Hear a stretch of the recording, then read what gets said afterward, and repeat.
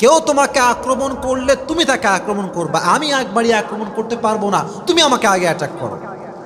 এবার আমর বিন মারহাব তার তরবারির সমস্ত শক্তিকে এক করে উঁচুতে উঠে আলীর ঠিক ঘাড় বরাবর তার তরবারি দিয়ে আঘাত করেছে।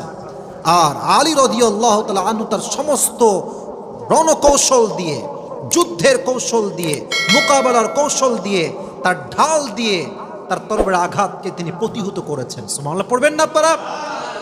এবার আমর বিন মারহাব বলছে, এবার তোমার পালা আলী, এবার তোমার আঘাতের পালা, এবার তুমি আমাকে আঘাত করো।